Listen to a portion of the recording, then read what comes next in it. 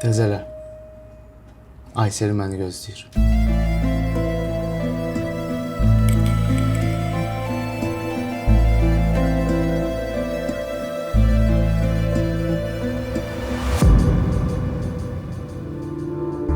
İtiren adamlar bir daha hiç neden korkmadılar. Oynadılar olarının uşaq kimi oynadılar. Koymadılar onlar sevmeye, niye koymadılar?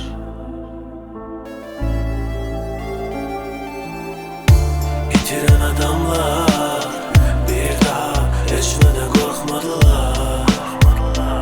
Oynadılar onlarla uşaq kimi oynadılar.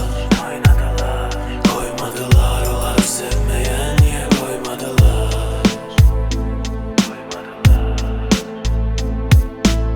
Sen bilmedin hiç ne kadar dertler çektim ben.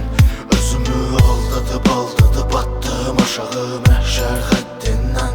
Bir gece sustum durdum arzularım kimi yüksekliklerde. Feleğin çərxini döndərseydim yəqin kırılar bəxtimdən. Bugün de ruhsuzam, gelme üstüme sen. Ölüler diyarında belki üzümü güldüresen. Bulutlar aciz olup yaxşa dönen kimi göylerden yağarsan bir gecede üstüme sen. Ruhumuz qovuşanda yaşadım təzdən resmen her defa. Bir sigaret sessizliği sesler həsrət. Başlandık sondan sonra ben gelim ondan sonra. Birlikte bir de baxaq seninle təzdən resmen. Çünkü itiren adamlar bir daha hiç neden korkmadılar. Oynadılar onlarla uşaq kimi oynadılar. Koymadılar onları sevmeye, niye koymadılar?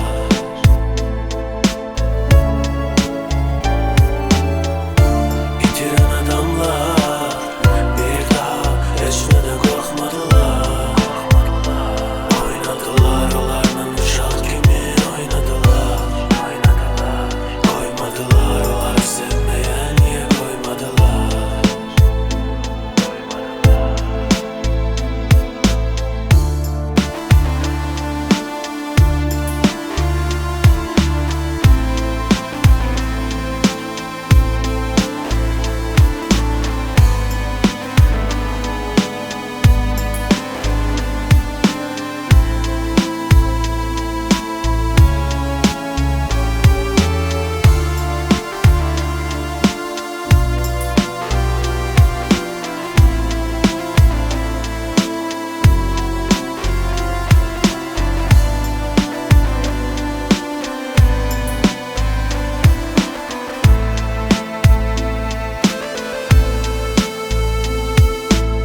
Ürəyimiz daşlandı, qırılmazdı bək biri.